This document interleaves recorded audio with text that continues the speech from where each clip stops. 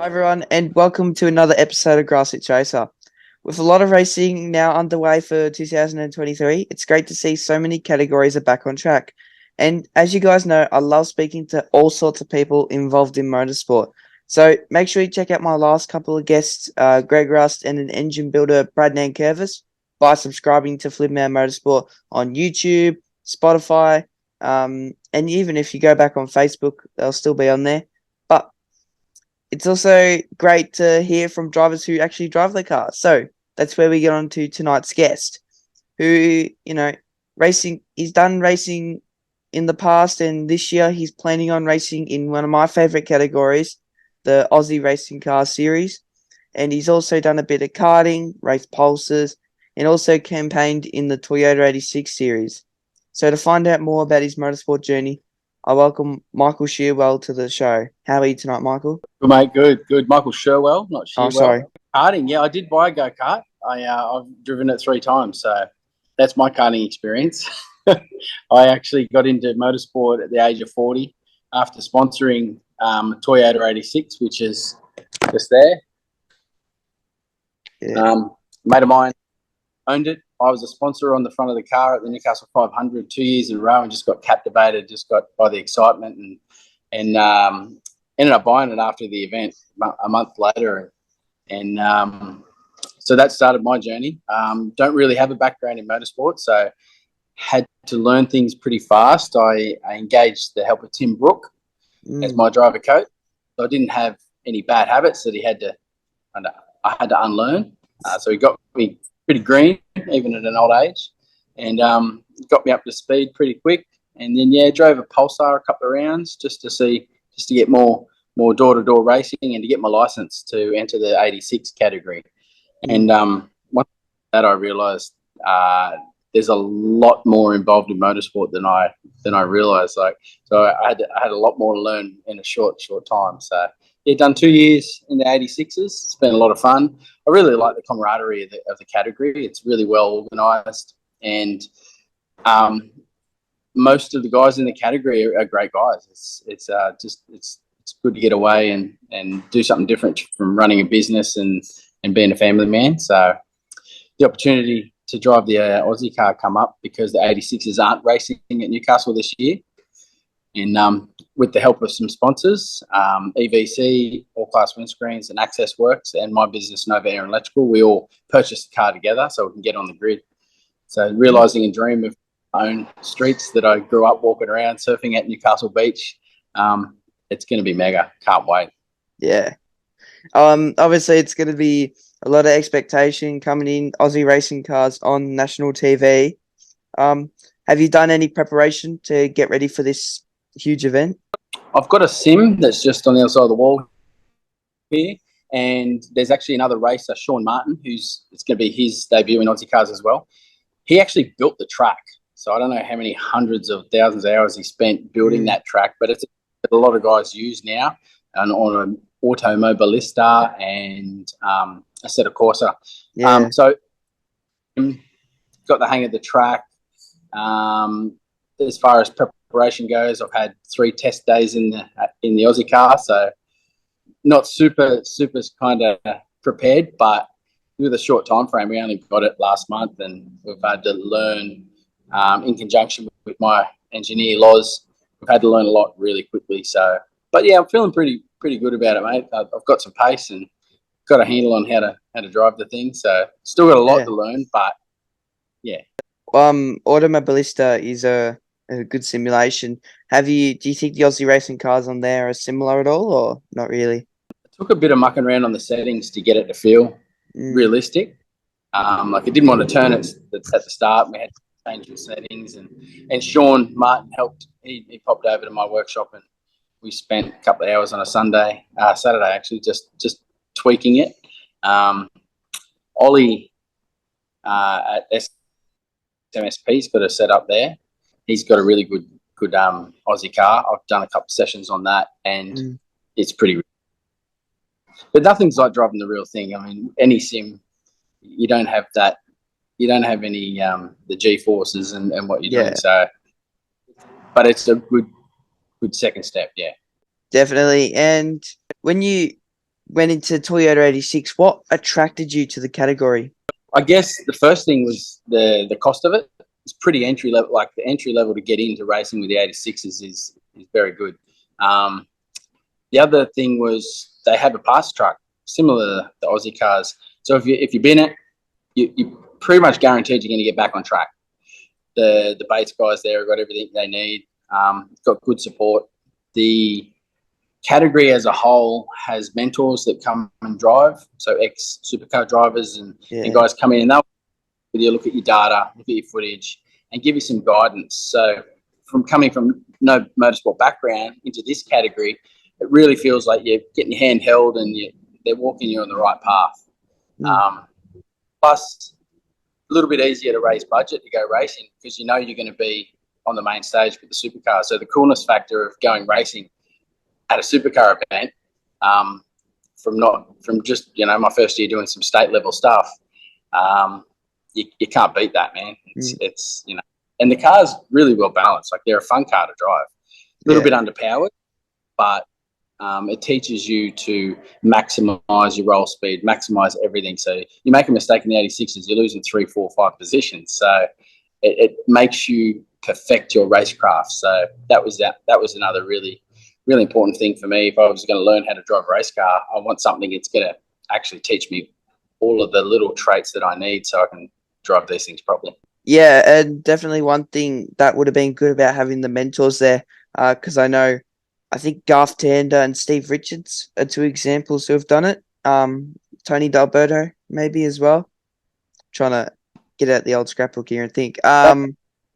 Steve Johnson's really funny. If you watch some of the onboard of him driving as one of the invited drivers, he's hilarious, and he's just second nature. You just see him just having fun out there. But yeah, Stephen Owen's been really good. Chris. But yeah, like we had Will Brown at Bathurst last year. That was pretty cool. And Will Brown would have been really good with you guys, I reckon.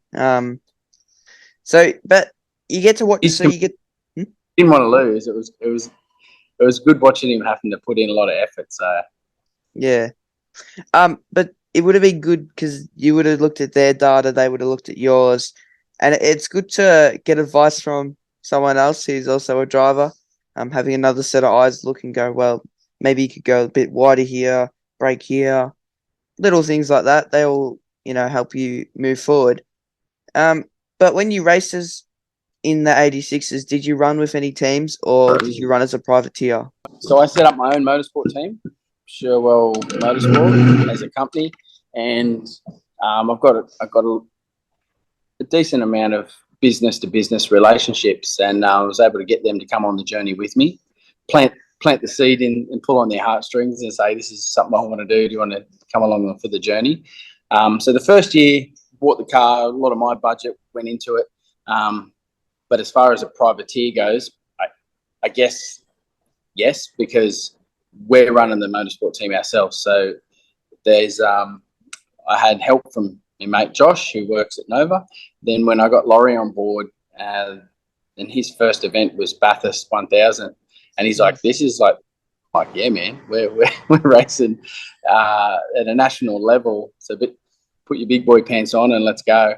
And from then on, he's just risen, and it's been pushing me. So between me and my race engineer Loz, we're just keep elevating ourselves and enjoying the journey. So. That's the goal. If you're ever trying to make it, you'd want to have a good relationship with an engineer, because then you can go with them the whole time, and so you have a lot of fun doing it. Yeah, we both like the challenge, and we both are enjoying learning new skills. All I have to do is say you can't do it, and he does it. He gets it done. We call him the wizard because he can do anything. So now I've just got to be a better driver so we can start getting podiums. Yep. And obviously you'd have to do a bit of testing and stuff. Do you have a favourite track that you're going to race at or have raced at? So Wakefield was a favourite, purely because of and the amount of track time you get when you get down there.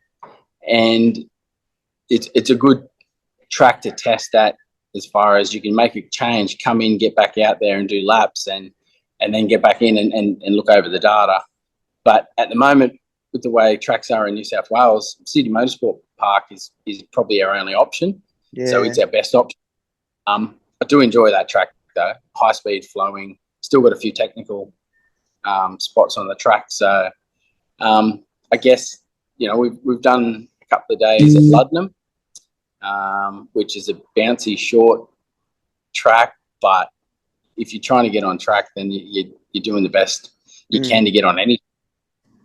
But yeah, so Eastern Creek's probably my favourite because it's a bit closer. It's only 2 hours away, and I don't mind the high speed stuff. Yeah, my closest track is Calder Park, and that's not really open yet. They're still working on it. Oh wow! It's about an hour and 30, maybe, from where I am. Yeah. Otherwise, it'd be Winton. Yeah, I didn't mind Winton. We've done a few tests down there. That was good. But it's a big drive. Yeah. What Newcastle about down to... Yeah. What about the island? Have you ever been there? That would be a huge drive. We actually got a race there in the 86 Scholarship Series as a second event. I've got a test that I'm considering going to in start of April because we raced there in May. But again, that'd be awesome, that track. It looks a lot of fun. Yeah. So talking to Tim Brook, he's like, yeah, you'll love that because you're brave, you like the fast stuff. So it's got similarities to Eastern Creek. But I would bring any type of clothing because it's 4 seasons in one. It's not a joke. Yeah. We raced it. In the morning, in the morning, too cold. During the day, it's pretty sunny, and then it goes cloudy, and then it goes torrential rain at night. Like tropical weather. Yep. It's actually pretty hard there for winds and stuff, but obviously it's still a brilliant track, and I do love it. But do you have any favorite memories in racing? That was a highlight or even a low light that you had to come back from? Townsville, I love that track. The weather, just the atmosphere up there. Low light, looked in my mirrors when I should have been braking and went into the wall. It was a decent shunt. But I missed 2 cars. So I threaded the needle between 2 cars that were turning into the turn. It's called turn 3, but it's kind of turn 2. And I just went straight in the wall. We got the car fixed, got back out there. And then next time we went up there the year after, I had a really good event, had pace and got my best result. But yeah, street tracks for me are pretty mega. I love them. I don't mind getting close to the wall. Really looking forward to Newcastle for that. So yeah. And, obviously Newcastle, you've grown up around it. Do you do many track walks during the day or drive around it? Yeah, I took my kids for a drive in to my mate's scoot shop the other day, and then we actually drove around the track as much of it as we could. And yeah, the concrete walls are up and the barriers. It's really started to get the heart fluttering. About a month ago, I actually ran the track. Just went for a jog around the beach and noticed some curbs and went, oh, that's right, there's a racetrack here. I'm going to be racing this soon. So just ran the actual track. So I did my own running track walk, just looking at apexes, looking the width of the road. You realise that once they put the barriers there, it gets a lot skinnier. Yeah, really. But yeah, the nights that I've wandered around there, as a 20-something-year-old drunk, and now I'm going to get to race there in anger. It's going to be awesome. Yeah. Obviously you would maybe look for stuff like potholes that weren't there before, or little things in the road, or you didn't really notice anything. Yeah, down the Esplanade where you kind of sweeping left, right, and I noticed there was manhole cover there, and I'm like, that's right at the tightest point of the left-hand turn. It's like your front wheel's going to hit that, and my brain's like, is that going to give you grip or is that going to slip out? So yeah, you're looking at every little, and I think that's where the walk will be really important. Yeah. Buddying up with someone who's raced there before and listening to what they say about it. And do you remember your first time at the Bathurst 1000 or Bathurst? Yeah, that was awesome. The guy I bought the race car off, Gab Reynolds, he told me, yes, first time you pull out Mountain Straight, the hair stand back on the back of your neck, and you just have this feeling like, and it was surreal. It was definitely like, I can't believe I'm doing this, because it was such a quick succession from getting into motorsport to buying a race car, and then all of a sudden I'm racing Bathurst. It's something, and I didn't grow up watching motorsport on TV, like really following all the drivers and stuff. So for me, it was like, I knew it was the holy grail, and I knew it was a big deal. And then now I'm actually on the track with these guys at the same event. It was, best word I could say is surreal. It kind of did until like 3 or 4 days later after the event, and you get to sit in your lounge room and you watch it back on KO, and you go, I did that. That was pretty bloody cool. I know I'm not really at that level yet where I'm on national TV, but Blendline TV cover most of our races. So I sometimes even sit down and go, oh, I remember that part of the race or whatever when they show you. I do think it's pretty cool. You look at something and you go, I could have done that better. I could have done this better. Yeah. So can't hide when you're on TV. If only I'd done that. I went through the grass in quali. I think it was quali. It was really wet, and just kind of gathered it up, turned it around, and parked it against the wall, and just touched it. And I got a saying: if you can't be fast, be famous. So at least I got some airtime. Yeah, they would have zoomed in. Oh yeah, it was like I just spun it backwards and just parked it against the tyre wall and just took off. It was pretty cool. I also saw that you had to drive in one of Dylan Thomas's CXC Racing Formula Vs. How did you like that? And did you ever do any races in Formula V? Yeah, Wakefield. We did one event there. Dill's a good dude. I love Dylan. He's a lot like me, just a rat bag, just a kid that's never going to grow up. So I get along well with Dylan. Driving the Formula V, I've got a Volkswagen tattoo on my arm. I don't know if you can see it, but I've had combi since I was 15. So when I found out these things were a Volkswagen engine turned backwards in an open wheel frame, I'm like, I got to drive one. That was so much fun because there wasn't a lot of pressure. It wasn't an expensive drive. Didn't have to gather sponsors. It was just arrive, have some fun, and learn another racecraft because, at that stage I'd only really driven the 86 and a Pulsar a couple of times. So they guided me through how to drive the thing, changing gears with the wrong hand, which now in the 86, the Aussie car, like kind of flat shifting and that was a lot of fun. So I went all right, come through the pack, didn't qualify as good as I wanted to, and had a spin. We had a loose linkage bolt on the front shocks, and I kind of, as soon as I come in, fish hook, front end was just vibrating. I had no steer, so I was out in the weeds. Yeah. But then got to pass people and come through the pack, which was a lot of fun. Like it's like riding a motorbike, right? You got the wind in your face. It's just it's very cool. Yeah, it's definitely Formula V is definitely a different art. The cars are very different to anything that I've ever driven. They're just incredible, really, but they are very slow. I feel like it was similar to the way you drive the 86 with trail braking and kind of keeping your roll speed is more important because you can't bog it down. You've got basically no drive off the corner because they're underpowered. So it was very similar to the 86. It helped refine what I was doing in the Toyota. I wouldn't mind doing some more Formula V racing, just time constraints. Yeah, I've got another car here because I smashed it, but oh well. Yeah, I know. Buying a car after Newcastle. I might grab that. Seriously though, it's very cool though, the Formula Vs, and then you did 86s, you drove a Formula V, you done Pulsars, now you're doing Aussie racing cars. You've been really jumping from car to car. Do you think that you can almost jump in anything and go half quick? Well, I wasn't sure whether I could even handle the Aussie car.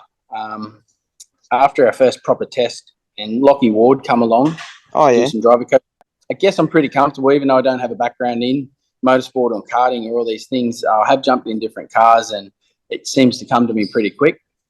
I think the secret is don't bin it early. Let it come to you. Kind of just grow. It's like racing Bathurst. It's a confidence building track. You want to go out there and just chip away, and don't let your expectations outrule your driving ability. Yeah. So the times, don't worry where you are on the timesheets, and just go, by the end of the weekend, I'll be there. Yeah. One thing my dad says is don't get your ambitions and capabilities mixed up. Oh, Because yeah. that's when stuff goes wrong. Yeah, there's a lot of young guys in 86s that, their ambition outweighs their skill. I've got to say the delivery on your Aussie Racing car behind you does look brilliant. Did you design that yourself? So the sign shop up here in Newcastle, they do all the deliveries for me. I just sat down with the designer for a few hours, let him do his thing. He sent it back. So no, I kind of tweaked it with him, but that's not my forte. I always say to people, I know what I like, I don't know what I like. So give me something, and then we can start from there. Yeah. But as far as the hot pink, that's in my business, Nova Air and Electrical business. So it's a good base. It's very bright and eye-catching. So I'm so pumped on it, It's going to stand out on TV. Look great. Yeah. Well, when they're all battling, because race cars are always red and blue, you'll just see little pink one amongst them all. Yeah. Hopefully up the front. Well, yeah, hopefully the one heading into the chicane first. But no, I'm not going to get ahead of myself. I'm just going to go out there and just let it come to me. And if I'm at the front by the end of the weekend, then great. If not, the main goal is just to keep it out of the walls and have fun. Just get through all 6 sessions out there. Just get more track time as possible, really. Especially at what it costs at that sort of level, you definitely want to make the most of all your sessions. Yeah, there is a little bit of stress behind that. I mean, I know you've had a chat with a couple of Super 2 boys and about budget. It does add another level, especially when these guys are coming along and supporting you on your journey. You don't want to send it in the wall, and you want to get good results. You've got to park that. You've got to really just put it to the side and go, this is I'm doing it for fun. I think if you have fun doing it, then you drive better. Yeah, that's definitely true. But since you're talking about partners, you can go off and name a few if you'd like. Yeah, cool. Well, Nova Air and Electricals is the main sponsor along EVC, building services consultants. All class windscreens, got Access Works. I might have to look at the car to remember them all, but Cartech Auto, Steve Coolis Smash Repairs, Decks Everywhere, Tabnabs Cafe, Raceline Motorsport Racewear. We've got Markey Insurance, and I think that's all. I'm going to get shot if I've got any. I've pulled half apart, so I can't even see it. That all was? I got them all? Hopefully I got them all. Let's hope so. But if the viewers want to follow your progress this year, where can they find you on social media? So Michael Sherwell Racing. We've got Instagram and Facebook. Got a website, michaelsherwellracing.com, and don't have TikTok. Too old for that. Isn't that for young people? Fair enough. Facebook and Instagram and the website. Do have a YouTube channel. I haven't put a lot on there at the moment, but hopefully this year we'll get cracking with that. The only issue with running at supercar events is you don't own your media. You can't just go and post things and put your in-car footage on there. So kind of hoodwinks you a little bit there. What if you put a big Foxtel sticker in the middle of the screen? Oh yeah, that'll work. Yeah. You run the gauntlet and get in trouble, but not going to do that. That's fine. And lastly, what are your goals and where do you hope to end up in the championship? Which championship? Aussie car or the 86? Oh, either. Well, the plan is at this stage just to run the Aussie car for the Newcastle round because I'm cemented into the 86 series. So I feel like I can get into the top 10 in the 86 series. With the Aussie cars, I'm just going to go out there and send it and see where we end up. So I don't know if we end up at the front Aussie cars, we might sell the 86 and go run with the Aussie cars. But at the moment, it's kind of a side hobby. It's not getting ahead of myself. I'm not going to be another supercar driver, not at my age, what I've got going on. So it's purely a fun hobby.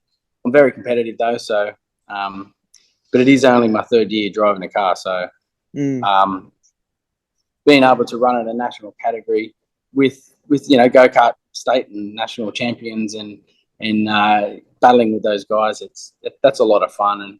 And the more every place I get, I guess, is a bonus. So, but yeah, top 10 this year is the goal. That's a great goal, Michael. And I do thank you for taking time out of your day to come speak with me. Because I know you are pretty busy with the lead up to Newcastle. And if this interview gets played after the weekend, hopefully it all goes well for you.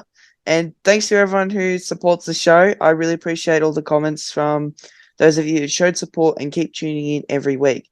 So if you're racing this weekend, remember to drive fast and take chances safely, of course. Thanks, Michael, so much. Thanks, Ian. Cheers, man.